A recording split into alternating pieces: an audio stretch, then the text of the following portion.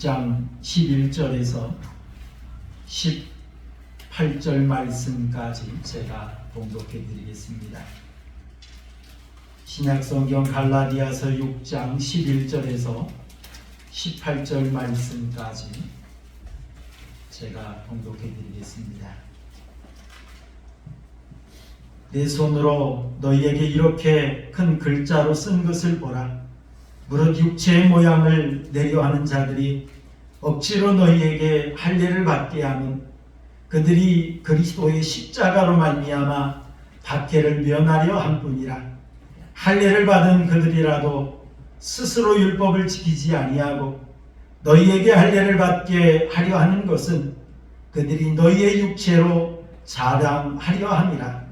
그러나 내게는 우리 주 예수 그리스도의 십자가 외에 결코 자랑할 것이 없으니 그리스도로 말미암아 세상이 나를 대하여 십자가에 못 박히고 내가 또한 세상을 대하여 그러하니라. 할례나 무할례가 아무것도 아니로되 오직 새로 지으심을 받는 것만이 중요하니라.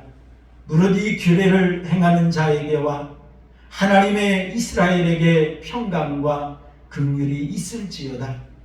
이후로는 누구든지 나를 괴롭게 하지 말라. 내가 내 몸에 예수의 흔적을 지니고 있노라.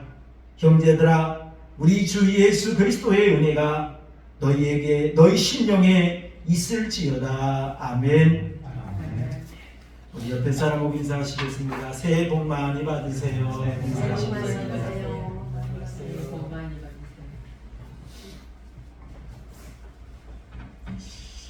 우리나라에 세계적인 발레리나 강수진이라고 하는 사람이 있습니다. 이 사람은 우리나라 국립발레단 단장을 역임을 했고요. 많은 상을 수상한 그러한 사람입니다. 대표적인 수상 내역을 하나만 이야기를 하라고 한다면 1999년도에 무용계의 아카데미상이라고 하는 브누아 드라 당스라고 하는 이 상이 있습니다.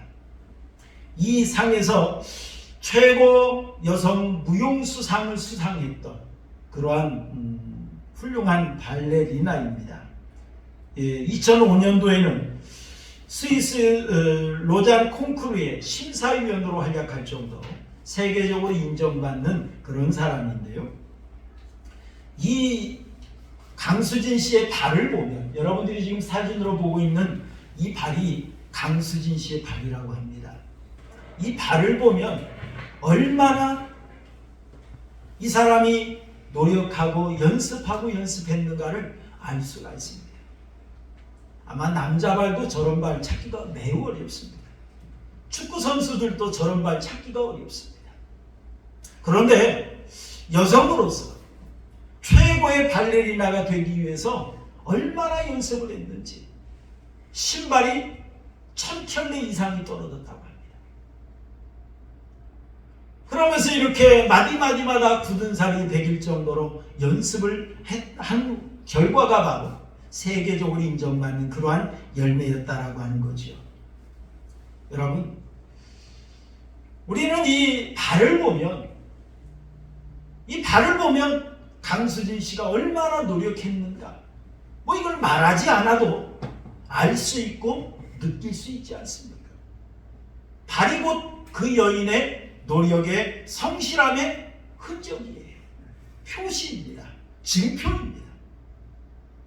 이것만 보여주면 더 이상 말할 필요가 없는 그러한 것이지요. 여러분, 오늘 본문의 말씀을 보면 바울 사도가 갈라디아 교회 성도들에게 쓴 편지 중에 결론 부분을 이야기하고 있는 걸 볼 수가 있어요. 바울 사도는 갈라디아서를 통해서 갈라디아 교회 성도들에게 우리가 율법을 행함으로 구원받는 것이 아니라 예수 그리스도의 십자가의 은혜를 믿음으로 말미암아 구원받는다라고 하는 것을 분명히 강조했습니다. 그러면서 할례의 무익성에 대해서 이야기를 했어요. 왜냐하면 그 당시에 할례와 무할례의 문제를 가지고 많은 논쟁이 있었고, 이것 때문에 갈라디아 교회가 좀 시끄럽고 그런 문제가 있다 보니까 바울 사도가 이 문제를 해결하기 위해서 할례가 왜 무익한가? 이거에 대해서 특별히 강조를 했던 걸 볼 수 있습니다. 그러면서 바울 사도는 결론을 이야기합니다. 나는 십자가만을 자랑한다. 나는 오직 우리를 구원하게 하신 예수 그리스도의 십자가만을 자랑한다 라고 이야기를 했습니다. 그러면서 바울 사도는 분명히 마지막에 하나님께서 나에게 주신 은혜 한 가지를 소개하고 있는 걸 볼 수가 있어요. 하나님께서 바울에게 주신 그 은혜가 뭐냐면 예수의 흔적을 나에게 주셨다라고 하는 거예요. 예수의 흔적을 주십니다. 사실 이 바울 사도는 갈라디아 교회를 설립한 설립자입니다. 갈라디아 교회를 누구보다도 사랑했던 그런 사람이에요. 이 갈라디아 교회의 성도들을 믿음으로 이끌기 위해서 바울 사도는 복음을 열정적으로 증거했습니다. 그리고 그들을 뜨겁게 사랑하는 마음으로 오직 십자가만을 드러내기를 힘썼어요. 그리고 이 십자가를 드러내기 위해서 본인 스스로가 십자가의 도를 실천하며 살았던 그런 사람이 바로 이 바울이었습니다. 이런 바울이 갈라디아 교회 성도들에게 편지를 쓰면서 이렇게 이야기해요. 11절 한번 읽어볼까요? 11절 함께 보겠습니다. 시작. 내 손으로 너희에게 이렇게 큰 글자로 쓴 것을 보라 라고 이야기합니다. 여러분, 큰 글자라고 하는 이 말은 무슨 말이냐면 글씨가 크다 이 말이에요. 글씨가 크다. 왜 글씨가 클까요? 여기에 여러 가지 주장이 있습니다. 첫째는 바울 사도가 1차, 2차, 3차 전도 여행을 하면서 많이 고생을 했어요. 핍박을 당했습니다. 그러던 가운데 바울 사도에게 육체에 가시가 있었다고 했죠. 어떤 사람은 안질이라고 이야기하는 사람이 있고 어떤 사람은 관절, 무릎 이런 부분이 약했기 때문에 고통을 받았다 이렇게 말하는 사람도 있는데 분명한 사실은 눈이 안 좋았던 것 같아요. 시력이 약했던 것 같습니다. 그러다 보니까 시력이 약한 가운데서 글을 쓰다 보니까 글씨를 작고 예쁘게 쓸 수가 없었던 거예요. 크고 투박하게 쓸 수밖에 없었다라고 하는 사실입니다. 그리고 또 하나는 바울 사도가 다른 편지를 쓸 때는 대피를 시켰어요. 받아 쓰도록 그렇게 했습니다. 그런데 이 갈라디아서를 결론 부분을 쓸 때는 11절 말씀 보니까 내 손으로 너희에게 이렇게 큰 글자로 쓴 것을 보라 라고 말하는 걸 보면 이 결론 부분은 바울 사도 스스로가 썼다라고 하는 거예요. 그러다 보니까 눈도 안 좋고 힘도 많이 연약해지고 그러다 보니까 어떻습니까? 흔들릴 수도 있죠. 손이 떨릴 수도 있고 그런 상태에서 글자를 크게 쓸 수밖에 없었다라고 하는 그런 이야기입니다. 그러나 분명한 것은 갈라디아 교회 성도들을 뜨겁게 사랑하는 마음으로 친히 썼다라고 하는 것이죠. 뜨겁게 사랑하는 마음으로 친히 썼습니다. 자, 이때 바울 사도는 분명히 말합니다. 12절도 한번 읽어볼까요? 12절 함께 봅니다. 시작. 무릇 육체의 모양을 내려하는 자들이 억지로 너희에게 할례를 받게 함은 그들이 그리스도의 십자가로 말미암아 박해를 면하려 함뿐이라 라고 말을 했습니다.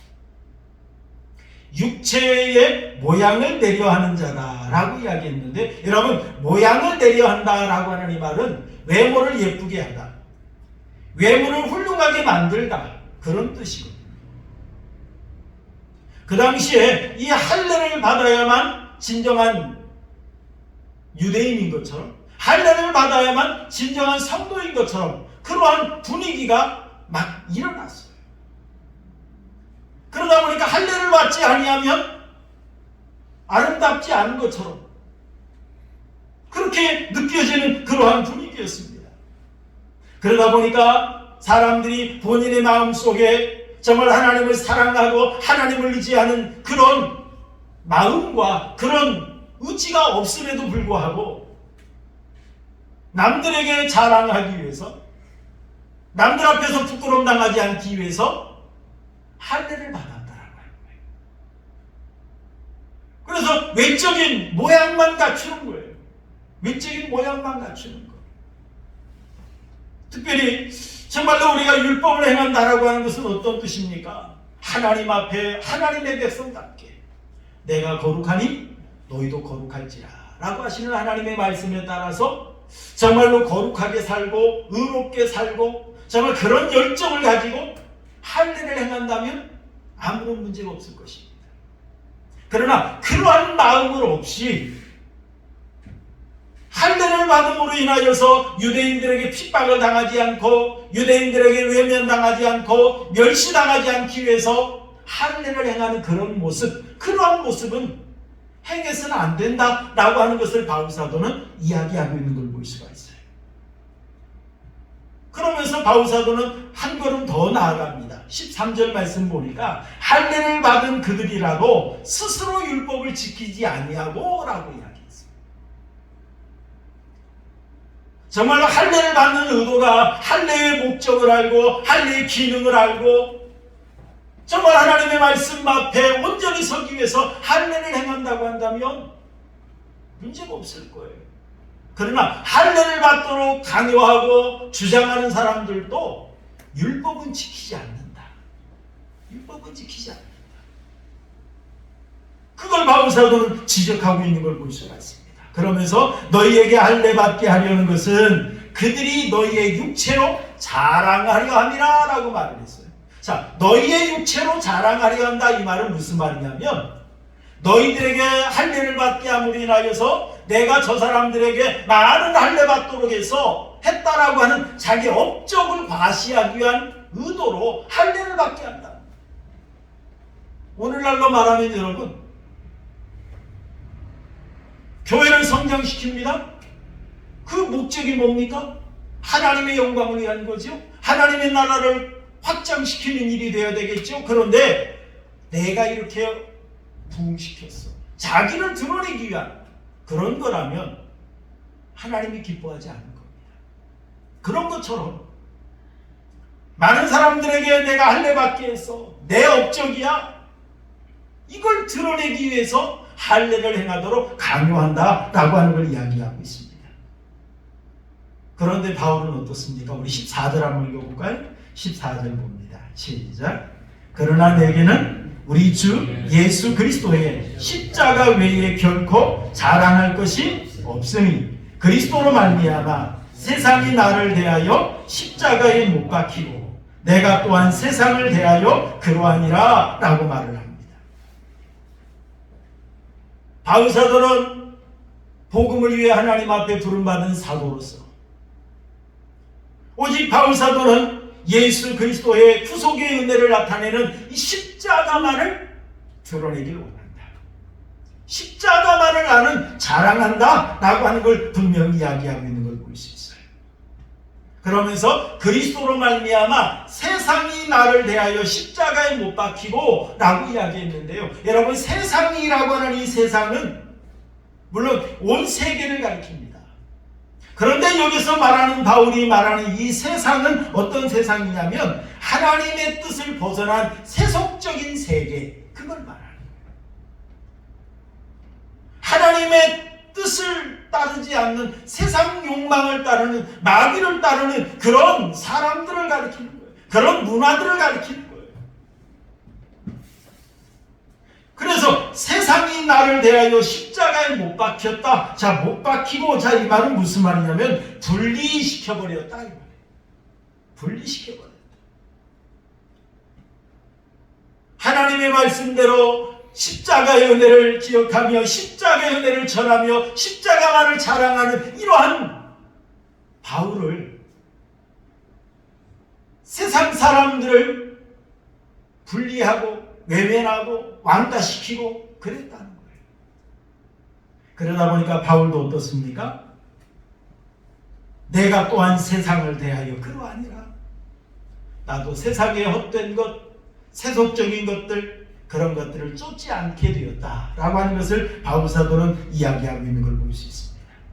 그리고 15절에 할례나 무할례가 아무것도 아니로되 오직 새로 지으심을 받는 것만이 중요하니라 라고 말을 했어요. 여러분, 새로 지으심을 받는 것만이 중요하다. 새로 지음 받는 것이란 어떤 것이겠습니까? 거듭나는 걸 말하는 거예요. 새롭게 창조하는 걸 말하는 거예요. 다시 말하면 믿음으로 새롭게 창조된 사람, 십자가의 은혜로 말미암아 거듭난 성도, 이것이 중요하다라고 하는 걸 바울 사도는 강조하고 있는 걸 볼 수 있습니다. 여러분, 우리가 구원받는 것은 할례를 받았느냐 할례를 받지 않았느냐 아무런 문제가 없어요. 그것이 좌우되는 것이 아닙니다. 율법을 얼마나 행했느냐. 사실 율법을 10가지를 범하나 한 가지를 범하나 죄인인 건 마찬가지입니다. 죄인이에요. 정도의 차이는 있을 수 있지만 분명한 사실은 죄인이라는 거예요. 그리고 또 분명한 사실은 모든 인간은 율법을 완전하게 지킬 수 없는 연약한 존재라는 사실. 이러한 죄인이 어떻게 율법을 행함으로 구원받을 수 있겠습니까? 이런 죄인이 죄사함 받고 구원받는 것은 예수 그리스도의 십자가의 은혜로만 가능한 줄로 믿습니다. 십자가의 은혜로만 가능해요. 이 예수 그리스도의 십자가의 은혜를 믿음으로 말미암아 우리 마음속에 받아들임으로 말미암아 우리가 죄사함 받고 구원받을 수 있다. 바울 사도는 그래서 오직 이것만을 자랑하고 드러낸다라고 분명히 강조했습니다. 그러면서 결론으로 이야기합니다. 우리 17절 한번 읽어볼까요? 17절 함께 봅니다. 시작. 이후로는 누구든지 나를 괴롭게 하지 말라. 내가 내 몸에 예수의 흔적을 지니고 있노라 라고 말을 합니다. 자, 바울 사도는 누구든지 이후로는 나를 괴롭게 하지 말라라고 이야기합니다. 자, 이 말은 무슨 말이냐면 갈라디아 교회가 그동안 바울을 괴롭혔다는 이야기입니다. 괴롭혔다는 거예요. 어떻게 괴롭혔을까요? 제가 조금 전에도 말씀드렸습니다만 이 갈라디아 교회는 바울 사도가 1차 전도 여행을 하면서 세운 교회입니다. 그런데 이 갈라디아 교회가 바울 사도가 여러 교회를 세웠지만 여러 교회들 중에 그 중에 가장 바울을 아프게 했던, 힘들게 했던 그런 교회예요. 그럼에도 불구하고 바울 사도는 이 갈라디아 교회를 사랑했습니다. 특히 이 갈라디아 지방에서 일어났던 문제 중에 크게는 두 가지가 있어요. 첫째는 어떤 거냐면 바울 사도직을 의심하는 문제예요. 바울이 사도이냐 사도가 아니냐. 우리가 사도의 기준은 예수님에게 직접 가르침을 받고 예수님과 직접 동고동락하고 예수님으로 인하여서 사명을 받은 사람, 이게 바로 사도의 기준이거든요. 그런데 바울은 예수님이 십자가에 못 박혀 죽으셨다가 부활하신 후에 다메섹 도상에서 찾아와서 예수님이 바울을 찾아와서 만나주심으로 전도자가 되었거든요. 그러니 이 바울이 사도냐 아니냐 이런 문제가 있었어요. 그리고 또 하나의 문제는 할례의 문제예요. 우리 그리스도인들이 할례를 받아야 되느냐 말아야 되느냐 이런 문제가 발생했습니다. 그것도 갈라디아 교회에서. 그러다 보니까 바울은 몹시 괴로웠습니다. 하지만 실망하지 않고 바울 사도는 자기 사도직의 정당성을 밝혔어요. 그리고 율법의 완성은 복음이다. 이걸 강조하면서 예수 그리스도의 십자가의 은혜를 믿음으로 말미암아 구원받는 것이지 할례를 받음으로 구원받는 것이 아니다 라고 하는 걸 가르쳤습니다. 자, 그리고 나서 바울 사도는 이제 이후로는 나를 괴롭게 하지 마라 이렇게 말했던 걸 볼 수 있어요. 당부를 한 거지요. 자, 그러면서 바울 사도는 말을 합니다. 내가 내 몸에 예수의 흔적을 지니고 있노라 라고 말을 합니다. 자, 흔적이라고 하는 이 단어는 헬라어로 스티그마라고 하는 이 단어인데요. 자, 이 말은 무슨 말이냐면은 몸에 찍힌 낙인, 표시, 그걸 가리키는 그런 말이에요. 우리가 짐승을 새로 사오거나 새끼가 나오면 어떻게 합니까? 자기의 소유라는 표시를 하는 거죠. 짐승에게도 낙인을 찍었다고 합니다. 그리고 노예. 자, 어떤 죄수나 전쟁포로 이런 자들을 노예로 삼았을 때는 그들에게 낙인을 찍었다고 합니다.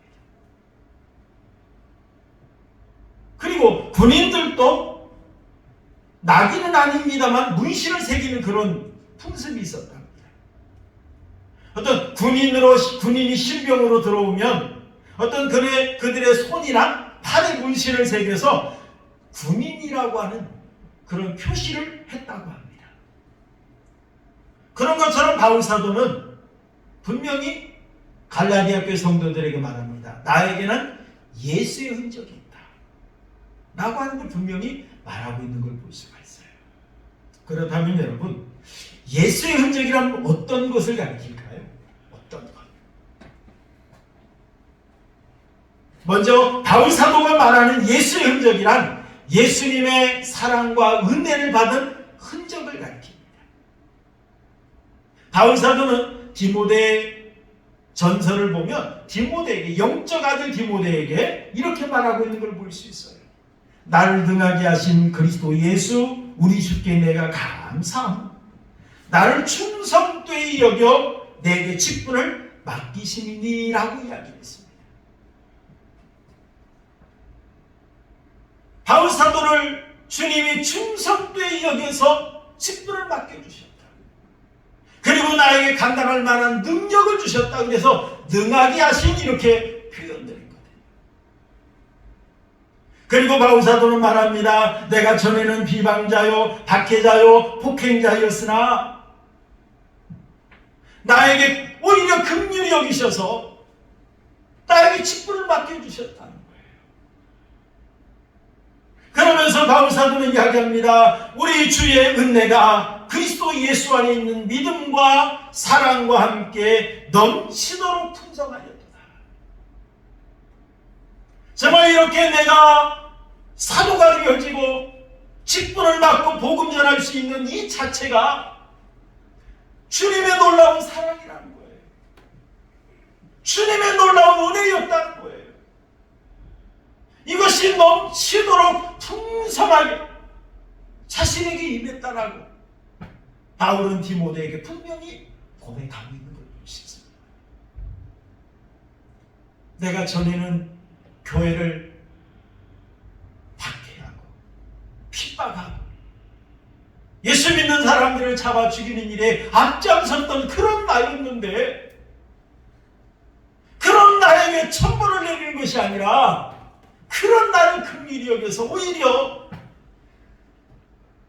믿음의 은혜를 베풀어 주시고 사랑의 은혜를 베풀어 주시고 이 하나님의 놀라운 은혜, 이것이 얼마나 감사한지. 그래서 바울 사도는 어떻습니까? 이 놀라운 은혜를 생각하면서 오직 주님의 일에 충성을 다했던 걸 보지 않습니까?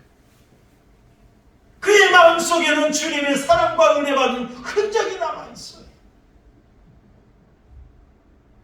그래서 바울 사도는 어떻게 합니까? 얼마나 많은 일을 했어요. 얼마나 많은 교회를 세우고 얼마나 많은 복음을 전했고 성경을 기록했습니까? 하지만 바울 사도는 모든 사도보다 내가 가장 작다 이렇게 표현하지 않습니까? 왜요? 내 능력으로 한 것이 아니라 내 어떤 힘으로 되어진 것이 아니라 모든 것은 하나님의 은혜요 사랑이었다는 걸 알기 때문에 이런 고백을 했던 것입니다. 바울 사도의 마음속에는 주님의 은혜와 사랑을 받는 흔적이 있었어요. 그리고 바울 사도에게는 어떤 흔적이 있었느냐 하면 예수님을 닮은 흔적이 있었습니다. 예수님을 닮은 흔적. 우리 성경을 한번 읽어볼까요? 빌립보서 1장 8절 우리 함께 한번 보겠습니다. 빌립보서 1장 8절 시작. 내가 예수 그리스도의 심장으로 너희 무리를 얼마나 사모하는지 하나님이 내 증인이시니라 라고 말을 했어요. 내가 예수 그리스도의 심장으로 너희를 얼마나 사모하는지 하나님이 내 증인이다. 바울은 주님의 은혜와 사랑받는 흔적이 있다고 했지요. 이 은혜 받았으니 주님의 심장으로 한 영혼 한 영혼들을 사랑한 거예요. 그리고 여러분 고린도전서 11장 1절 한번 볼까요? 고린도전서 11장 1절 시작. 내가 그리스도를 본받는 자가 된 것 같이 너희는 나를 본받는 자가 되라 라고 말을 합니다. 바울 사도는 예수님을 닮아갔어요. 여러분 자식은 부모를 닮잖아요. 말하는 것도 닮고 걸음걸이도 닮고 심지어 목소리까지 닮아요. 부모는 이 자식은 부모를 닮습니다. 제자는 스승을 닮습니다. 성도는 누구를 닮아야 되죠? 예수님 닮아야 돼요. 예수님 닮은 모습 보면 말하지 않아도 성도라는 것을 알 수가 있어요. 그게 곧 흔적이요. 그게 바로 증표예요. 또 바울 사도는 예수의 흔적이 어떤 것이 있었습니까? 고난을 받았어요. 십자가를 졌다는 거죠. 여러분 고린도후서 1장 5절 한번 읽어볼까요? 고린도후서 1장 5절 시작. 그리스도의 고난이 우리에게 넘친 것 같이 우리가 받는 위로도 그리스도로 말미암아 넘치는도다 라고 말했어요. 바울 사도는 얼마나 복음을 전하면서 고난을 받았는지 고린도후서 11장 22절에서 28절까지 집에 가서 한번 읽어보세요. 얼마나 복음을 전하며 고난을 받았는지. 그래서 그리스도의 고난이 우리에게 넘친 것 같이 이렇게 고백하고 있지 않습니까? 골로새서 1장 25절 24절도 한번 읽어보시죠. 골로새서 1장 24절 시작. 나는 이제 너희를 위하여 받는 괴로움을 기뻐하고 그리스도의 남은 고난을 그의 몸된 교회를 위하여 어디에 채우노라? 내 육체에 채우노라 라고 말을 했어요. 여러분 그리스도의 남은 고난을 위하여 정말로 주님의 제자로서 주님의 직분을 받은 자로 주님의 사도로 바울 사도는 고난을 받았습니다. 주님의 복음을 위해서 고난받는 것을 보니까 사도라는 증표예요. 제자라는 증거예요. 진정 하나님의 사람이라고 하는 흔적이라는 사실입니다. 옛날에는 노예가 되어지는 과정이 많이 있었다고 합니다.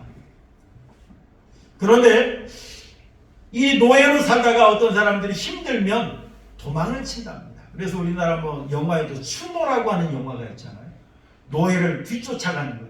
도망치는 노예를 가서 잡아오는 그런 역할을 하는 사람들의 이야기를 썼던 거죠.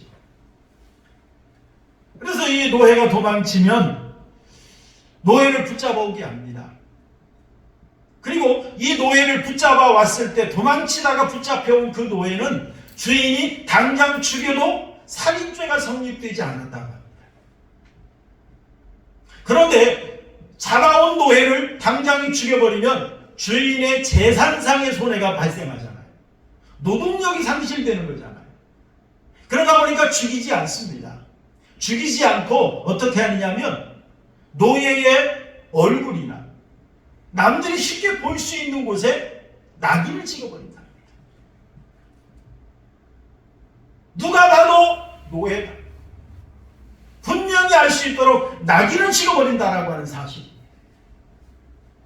그 낙인을 찍으면 그부터는 그 사람은 영원히 그 집의 노예가 된다는 거예요. 도망칠 수도 없다는 겁니다.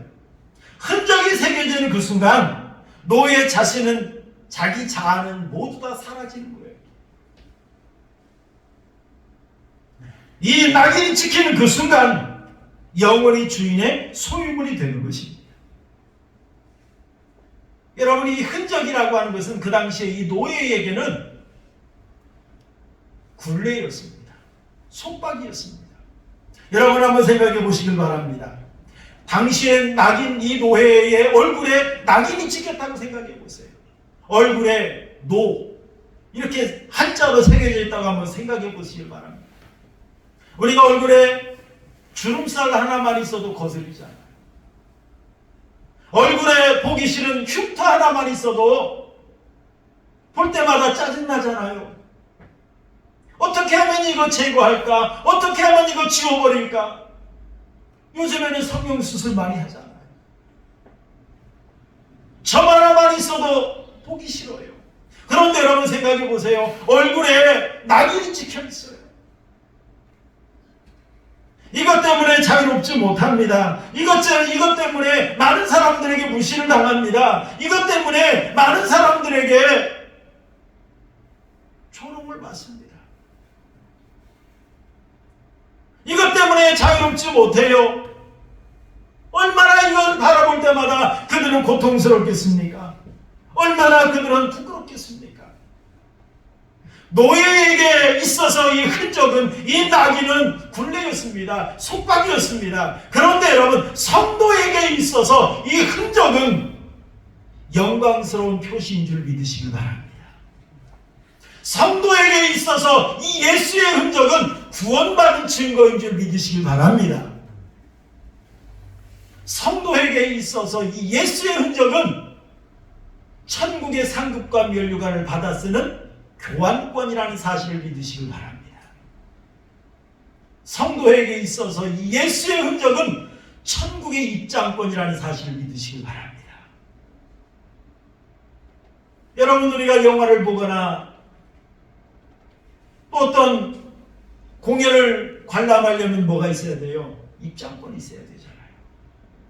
입장권 있는 사람은 당당하게 들어갑니다. 대접받으면서 관람할 수 있어요. 그러나 여러분, 입장권이 없으면 들어갈 수가 없습니다. 그런 것처럼 예수의 흔적은 천국의 입장권이에요. 천국의 입장권입니다. 그래서 바울 사도는 이 천국의 입장권인 이 예수의 흔적을 자랑한다. 하나님께서 나에게 이 예수의 흔적을 주셨노라고 그 은혜를 이야기하고 있는 걸 볼 수가 있습니다. 여러분, 주후 325년, 오늘날로 말하면 터키죠. 터키 니케아라고 하는 곳에서 니케아 공의회가 열리게 되었습니다. 325년 6월 19일에서 8월 25일까지 약 2달이 넘는 그 기간 동안 이 공회가 열리게 되었는데, 그 당시에 콘스탄티누스 1세가 소집을 하게 되었습니다. 이 회의에서 특별하게 우리가 분명히 알 수 있는 두 가지를 결의합니다. 첫째는 예수 그리스도의 신성을 인정하는 결의를 합니다. 그리고 하나는 부활절을 언제 지킬 거냐, 이걸 분명하게 정리를 합니다. 그때에 이 니케아 회의할 때에 아리우스라고 하는 사람이 있었습니다. 이 아리우스라고 하는 사람은 예수의 신성을 부인하는 사람이에요. 그리고 또 아다니우스라고 하는 사람이 있는데, 이 아다니우스라는 사람은 예수의 그리스도의 신성을 인정하는, 그것을 주장하는 그런 사람이었습니다. 자, 이것을 놓고 회의를 벌이는데, 그 회의장에 몇 명의 사람들이 모였느냐면 318명이 모였습니다.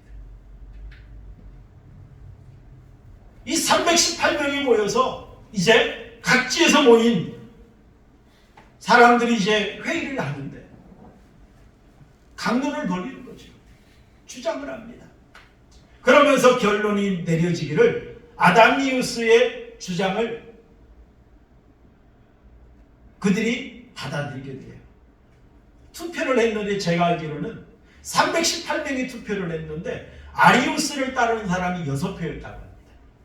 그리고 나머지는 아담니우스의 주장대로 예수 그리스도의 신성을 인정하는 그러한 결론을 내렸다고 해요.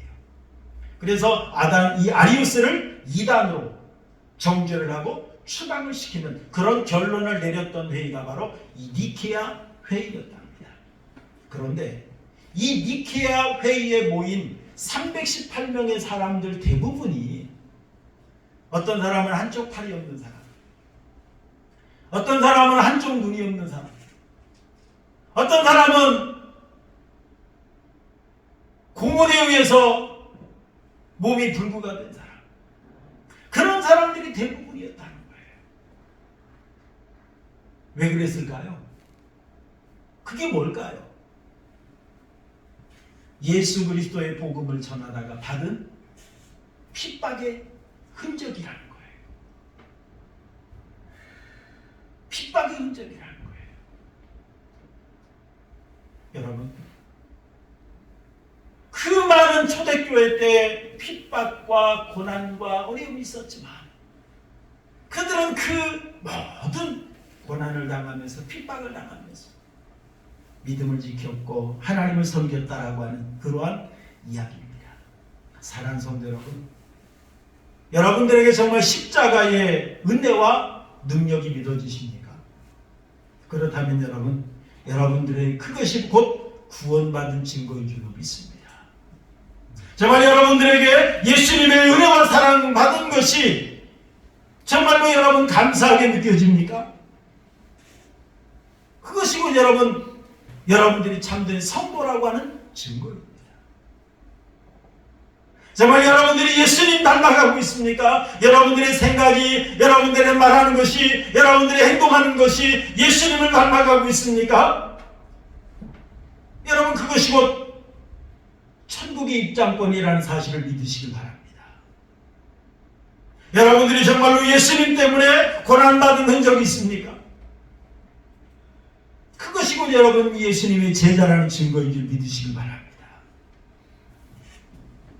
저는 길지 않은 인생입니다만 항상 제가 제 마음속에 강조하는 한마디 이야기가 있어요.